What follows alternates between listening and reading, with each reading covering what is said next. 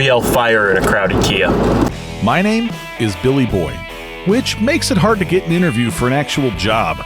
I'm an aspiring comedian just trying to learn the rules of the road.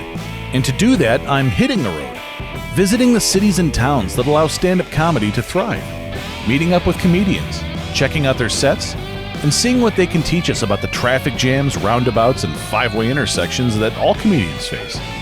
And you? Well, you just called shotgun. This is a trip down the open mic Turnpike.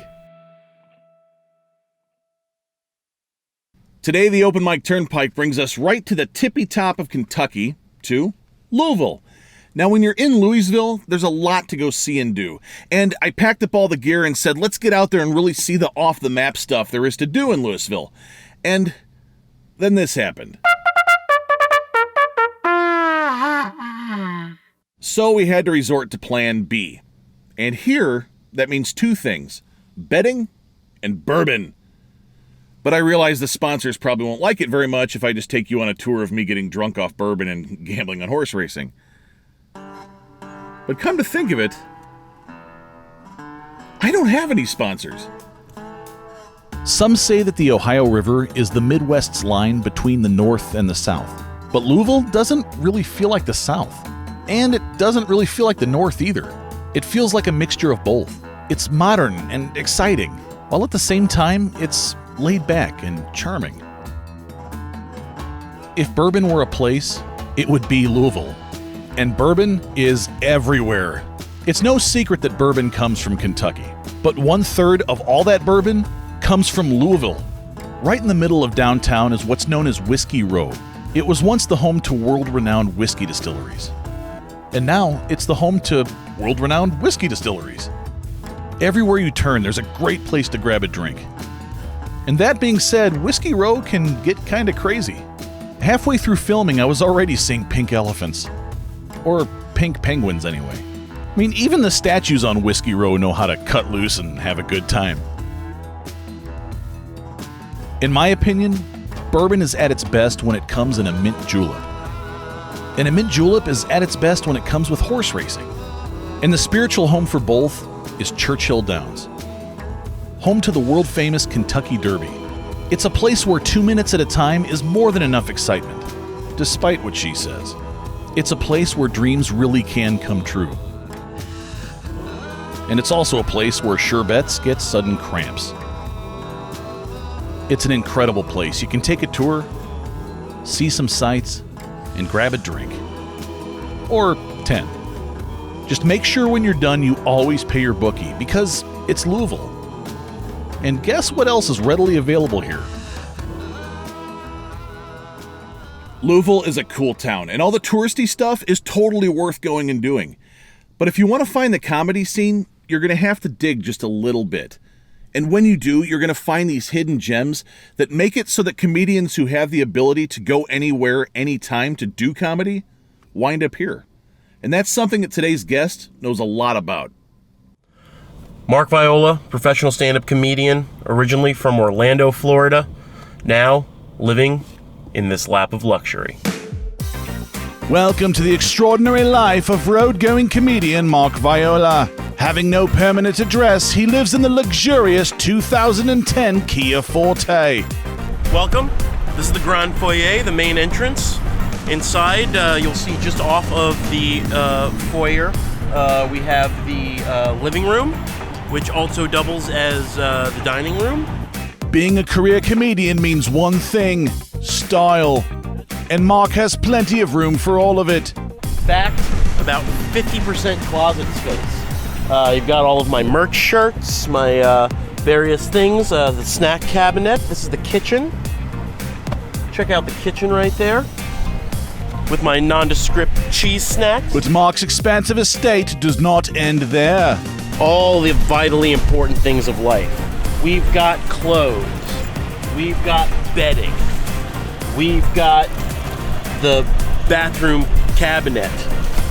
We've got D&D supplies. That's right, this is full of Dungeons and Dragons stuff. We have winter storage. for all the clothes and everything that don't need during the summer. I can just swap these two out. Forget Cristal. Mark Viola soothes his instrument by sipping only the finest oral cleansers. Gotta run to the bathroom, clean up before you go and do what you need to do. The cost, upwards of $4 per bottle. And what is a comedian without groupies? For his overnight guests, Mark has them covered. The guest suite has its own sleeping area, its own entertainment center, meaning a second place to plug in a phone. And yeah, so that's my house, that's my life. Jealous? And since not a single restaurant in the entire city of Louisville would allow me to film the show, Mark invited us into his home to meet the man behind the lavish lifestyle. To comedy. To comedy. Cheers.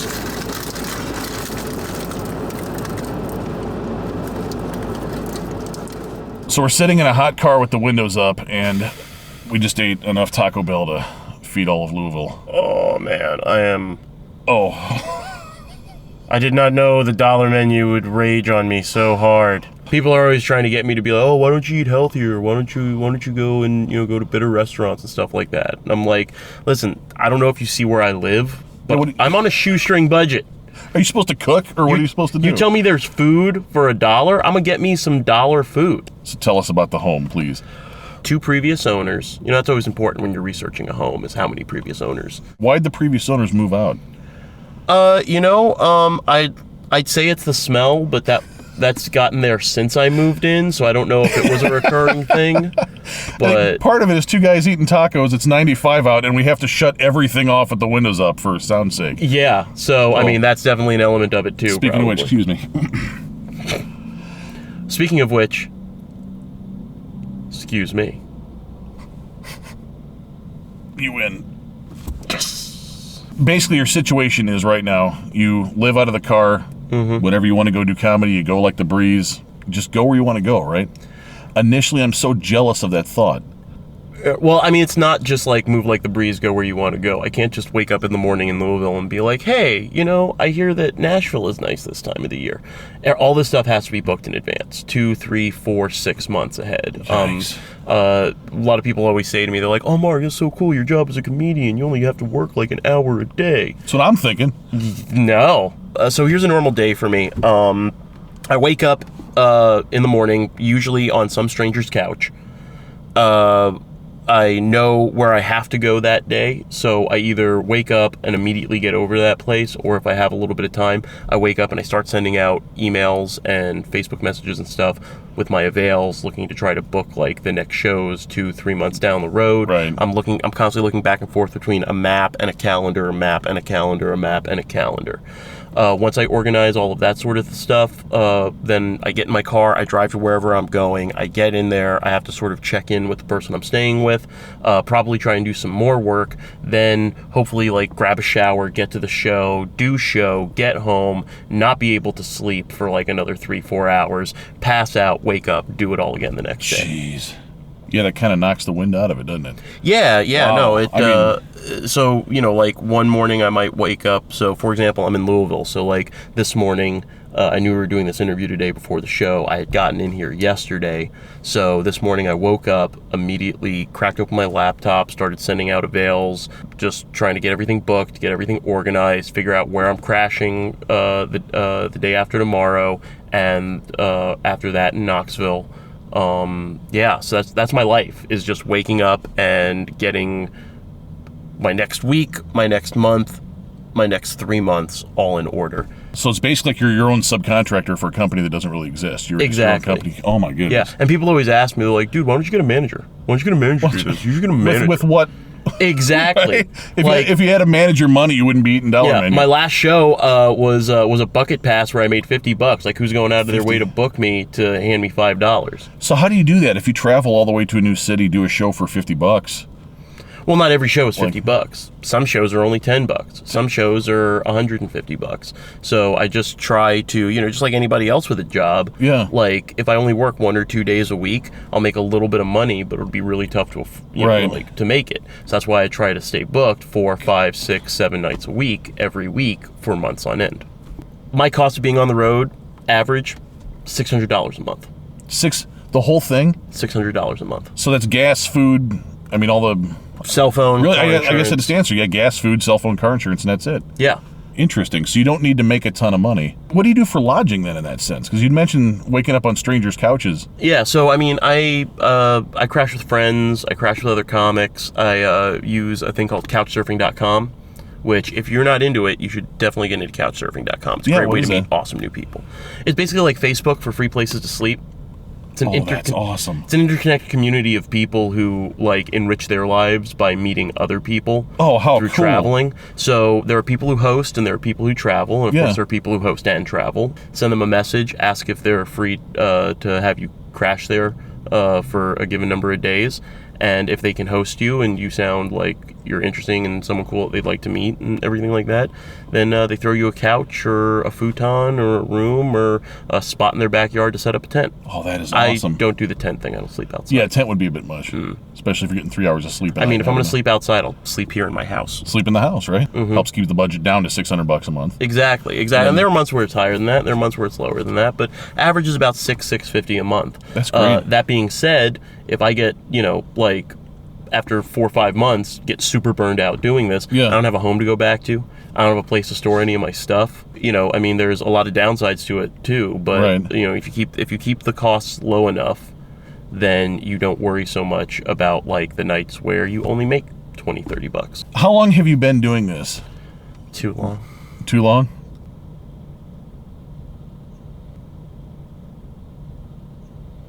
No, that got real that for a got second. real sad. I've been doing comedy 8 years. 8 years. I've been doing comedy 8 years. I've been doing it professionally for 7 years. Wow. And I've been doing it full-time on the road for almost 3.5 years. Almost 3? You've been doing this for 3.5 years? Yeah. Are you burned out? Yeah. So then No. What? And then yeah. It depends on the day. Depends on the day. It helps when I can like put down for a little while, like maybe spend like 2 or 3 weeks, like just somewhere. Like I'm about to go down and crash with a buddy down in Texas for like nice. 3 weeks, and there's actually a part of me that was like, oh, let me see what shows are going around in South Texas that I might do, and then there was another part of me that was just like, just don't do comedy for 3 weeks. You have to take time off. Because when do you write? Here in my house. Jeez. There's got to be a voice recorder or something here, right? Like a... No, I mostly just text while I drive. That's one thing when I'm on the road is you have a lot of time to think, and you listen to music and anything to keep the screaming voices of the abyss at like their lowest level. Right. It's like, oh, you know what's great? Being a comedian because I'm so damaged inside. You know what's even better than that? Being stuck in a car with nothing but my thoughts for hours every day. Oh, I didn't even think about that aspect of it. Yeah. It gets lonely. I mean, it's got to get... It does a little bit. If you're going here and somebody else is going here, you never meet the road-going comedians because you're never in the same spot. Right, and a lot of shows, it's got the same budget no matter who's on it. Right? Oh, okay. So just because I'm a headliner and the other dude's a headliner doesn't mean that they're going to magically find more money to pay us both the headliner pay. It's going to be one or the other, which is also the reason why I travel alone doing this. And it's got to be easier being on your own schedule, too. Right. You know what's something I never want to hear again between gigs? I need to pee. Dude, we just pulled off to pee 30 minutes ago and you didn't pee. Well, I didn't need to pee then. I need to pee now. Fine, we'll pull off and we'll get some food. There's a Wendy's at this. I don't like Wendy's. Like, I never want to have that discussion again. Right. And it would to me, it would be annoying. There would be nothing in this world worse than a couple of comedians just sitting in a car talking.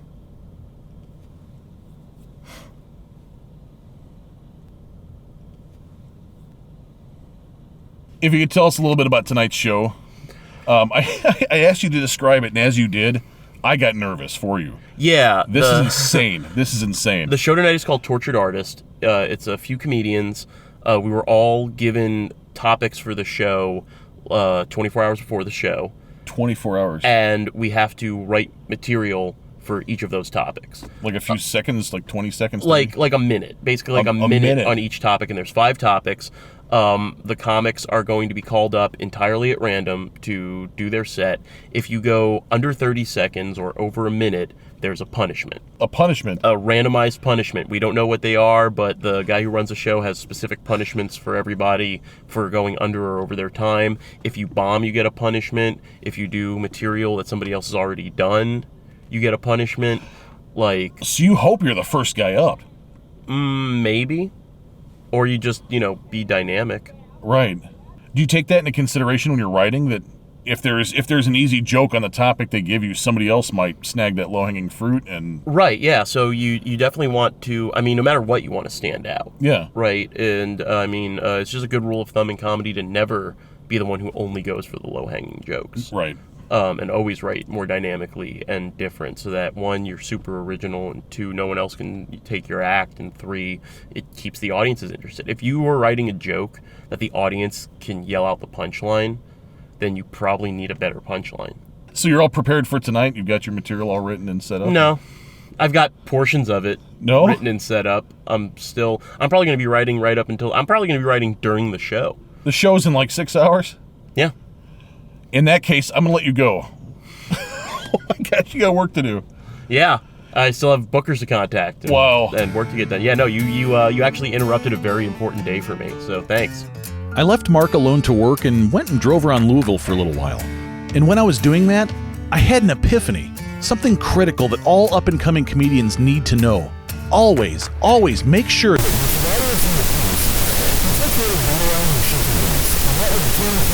And that will guarantee your success as an up-and-coming comedian. Tonight's show was at Kaiju, which is a bar and venue located just outside of downtown Louisville. It also happens to be the name given to those giant monsters that you see trampling Japan on the old TV shows. And at Kaiju, monsters are everywhere, punishing those who dare to get in their way. For tonight's show, I was rooting for Mark that he would avoid punishment as he delivered the material for those 5 different topics he was given. After a quick introduction, the comedians were called up randomly to present their topics.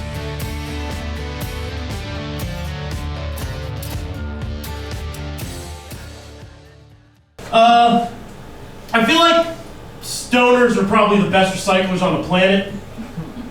Because I've never known a stoner that can't take an old piece of shit and make a functioning bong out of it. It's like whatever's lying around will somehow do the job. It's like, oh, I got this old milk jug and a random box cutter. Dude, let's get fucked up. I got this. Hey man, all I have is this paper clip and half a toothpick. Somebody doesn't know what a roach is, all right. Oh man, I think that'll do it for me. All right, Mark Viola, everybody.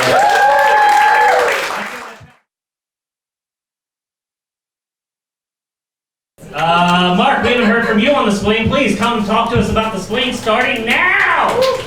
Oh man, there's been a lot of talk about the spleen. No one's actually talked about what the spleen does. Yeah. What does the spleen do? So let me try and make it into a situation, something you guys can relate to and understand. The spleen is sort of the vegan of the body. All right? It's mostly just about lowering iron content, clean reserve blood if you need it for an emergency. I mean, that's why we keep vegans around, right?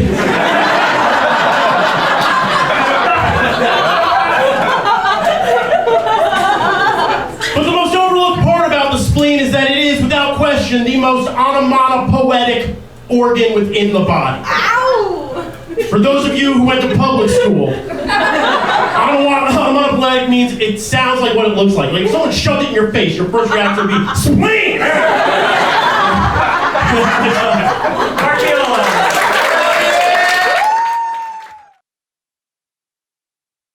Your time starts right now. I'm constantly amazed about the irony that exists in the farming community. Because if you take a poll right now, you find out that most of the people who own the farms support Trump. Most of the people who work at the farms are supporting Beto. And the animals are all Bernie bros. Some of you didn't read Animal Farm growing up. The top 1% of animals have the most equality. The bottom 99% are not getting enough of the equality, so it's equal. That was actually not Bernie, that was my grandpa. Oh man, I think it's interesting that we call certain places where we raise animals farms and certain things are not. Like, you got chickens and pigs on a place, that's a farm. If they're puppies, it's a mill. If they're children, we call it a public school. That's my show. Mark Viola, everybody. His blasphemy begins right after I reset my clock now. Hey! As a Jew and the only legitimately Jesus-looking person up here.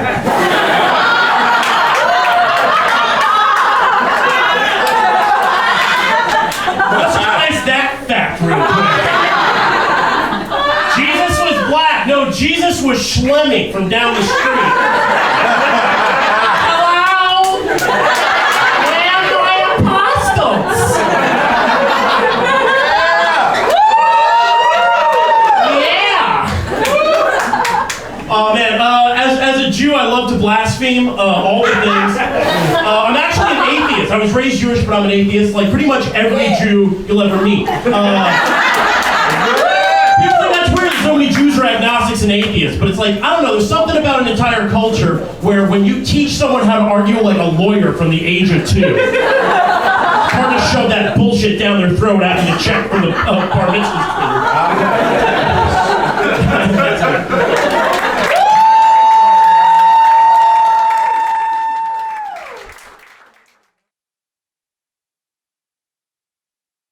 Fire roll and tell us about night school.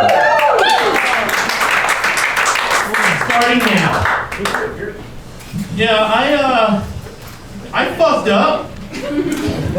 I was talking to some of the other guys before the show, and I apparently wrote down the wrong thing. But I don't want to have to spin the wheel, so I'm just going to do what I have, and we'll hope that it makes sense. What's the deal with learning to joust?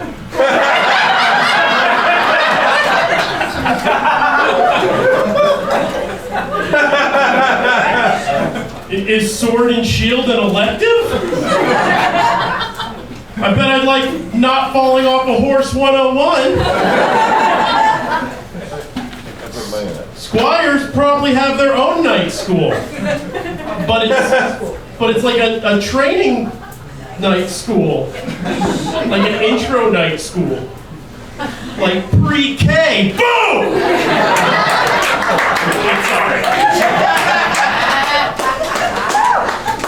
Mark Viola, I saw what you did there. It was very clever, and I hate you for it. I hate you dearly.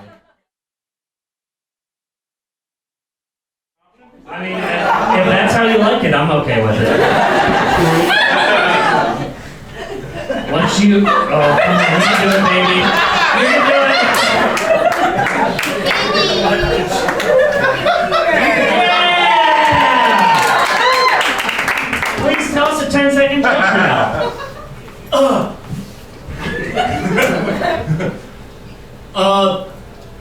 I don't understand. All of my Christian friends refer to it as Good Friday, but raised as a Jew, we just called it Great Friday. Mark avoided punishment and lives to fight another day. He made Louisville an absolute blast, and I really hope we cross paths again soon. But in the meanwhile, what are you up to? If you're a stand-up comedian and are willing to share your rules of the road, give us a shout. Just email billyboy@openmicturnpike.com. We're always up for a good road trip. Thanks so much to Mark Viola for showing us what life on the road is really like. Thanks to Louisville, but not to all the restaurants that said I couldn't film. What the heck? Thanks to Kaiju for having us. And most of all, thank you. I love doing this show, and I really hope you're having some fun. I'm Billy Boy from Chicago, Illinois, and this is the Open Mic Turnpike.